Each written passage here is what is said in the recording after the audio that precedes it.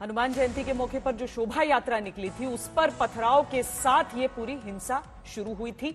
अब ये कार्रवाई हो रही है। एमसीडी पर यह आरोप है कि उसने बिना कोई नोटिस दिए अवैध निर्माण पर बुलडोजर चलवा दिए, जिसको लेकर कल यानी गुरुवार को सुप्रीम कोर्ट सुनवाई भी करेगा। लेकिन इस आरोप पर एमसीडी के अपने तर्क हैं। नॉर्थ एमसीडी के कमिश्नर संजय गोयल ने आज तक को बताया है कि सरकारी या सार्वजनिक जमीन के ऊपर होने वाले अस्थायी अतिक्रमण को हटाने के लिए पहले से नोटिस देने की जरूरत नहीं होती है।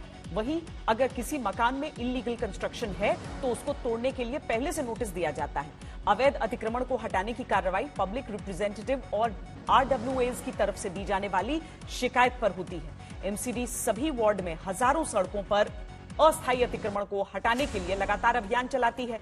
हर महीने एमसीडी की तरफ से अतिक्रमण को हटाने का शेड्यूल बनाया जाता है और इसकी सूचना पुलिस को दी जाती है। जहांगीरपुरी में अवैध अतिक्रमण पर कार्रवाई की टाइमिंग पर उठ रहे सवालों को लेकर एमसीडी ने सफाई दी है कि पहले यह कार्रवाई 11 अप्रैल को की जानी थी, लेकिन पुलिस सुरक्षा न मिल पाने की वजह से तब यह मुमकिन नहीं हो पाया था। इसीलिए इस कार्रवाई को आज अंजाम दिया गया। इसका 16 अप्रैल की हिंसा से कोई लेना देना नहीं। एमसीडी ने यह भी कहा कि किसी मकान को तोड़ना और सार्वजनिक जमीन से अतिक्रमण को हटाना दो अलग अलग बातें हैं। एमसीडी के मुताबिक जहांगीरपुरी में एक भी मकान नहीं तोड़ा गया। कुशक चौक से लेकर मस्जिद तक की गई डेमोलिशन ड्राइव में तोड़े गए अवैध निर्माण नाले पर बने हुए थे।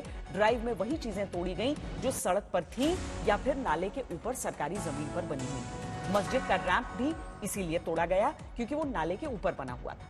एमसीडी की अपनी दलीलें हैं, लेकिन जहांगीरपुरी में जिन दुकानों और मकानों पर बुलडोजर चले उनकी भी अपनी बातें हैं। एमसीडी का पक्ष जानने के बाद आपको उन लोगों की भी बातें सुननी चाहिए जिनके मकानों और दुकानों पर एमसीडी के बुलडोजर ने एक्शन लिया।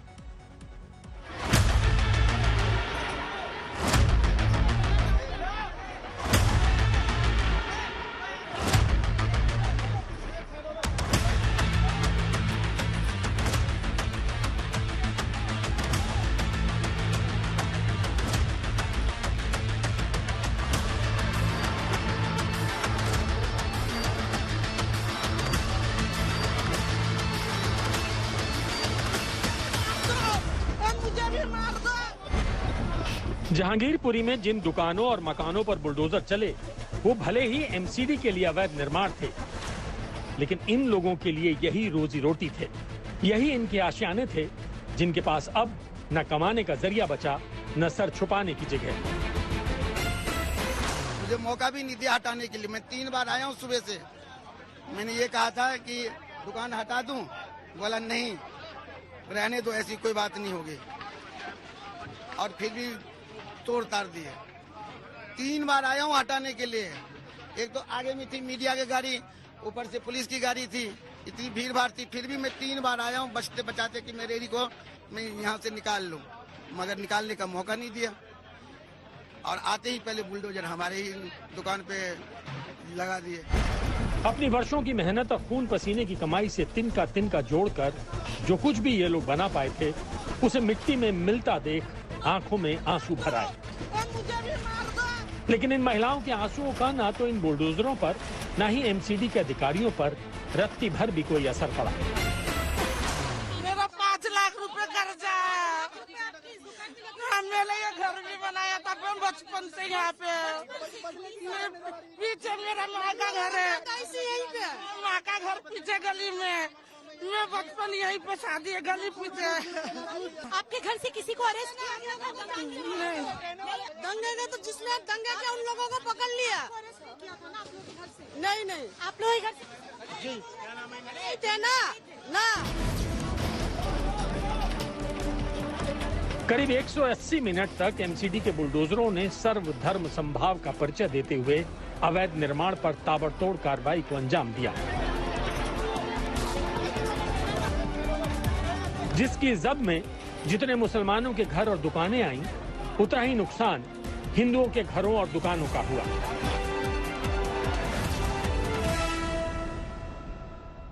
हम हिंदू हैं, ठीक है ना, फिर भी हम हिंदू मुसलमान एक साथ होकर रहते हैं। मैडम पूरा रोजगार गया है मैडम, यहाँ पे सारे दुकान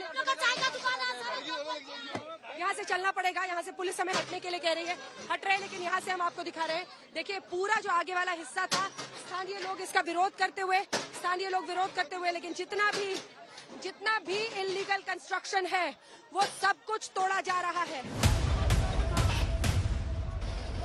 जब तक एमसीडी के बुलडोजर चले बिना किसी भेदभाव के चले, मस्जिद के बाहर बनी अवैध दुकान भी टूटी और गुप्ता जूस कॉर्नर भी बच नहीं सका, जिसके मालिक का दावा है कि उनकी दुकान पूरी तरह वैध है, लेकिन फिर भी तोड़ी जा रही है।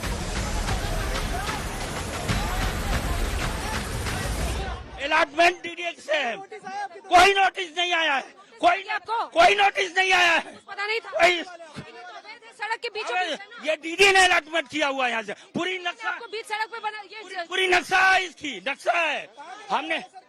हम पेपर जीव लोग थे, ये देखिए एमसीडी से नहीं डीडीए से, और डीडीए ने लिख के दिया हुआ है ये कि कोई ये जो जमा होता है दिल्ली नगर निगम का कह रहे हैं। अरे दिल्ली नगर निगम जो आपको नहीं, उनके अंदर ये डीडीए है सर आपके पास, डीडीए के देखिए ना पूरी कार मैं खोल रहा है, आप कह रहे हैं वो तो दिल्ली नगर निगम का।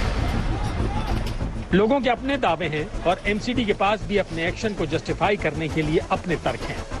बीजेपी शासित एमसीडी पर आरोप लग रहा है कि जहांगीरपुरी में बुलडोजर का ये एक्शन रामनवमी के दिन हुए दंगे का रिएक्शन है, लेकिन आज तक से बातचीत के दौरान एमसीडी कमिश्नर ने इसे कोरी अफवाह बताया है और जहांगीरपुरी में बुलडोजर के एक्शन को रेगुलर एक्सरसाइज करार दिया।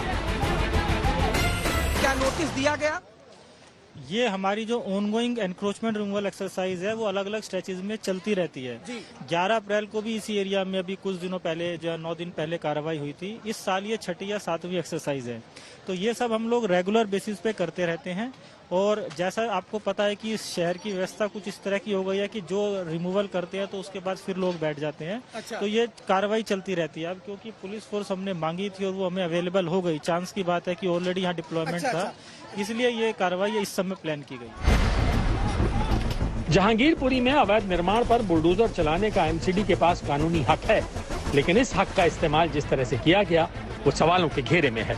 सबसे बड़ा सवाल तो यही है कि जब सुप्रीम कोर्ट ने जहांगीरपुरी में डिमोलिशन को तुरंत रोकने का मौखिक आदेश दे दिया था तो लिखित आदेश का इंतजार क्यों किया गया?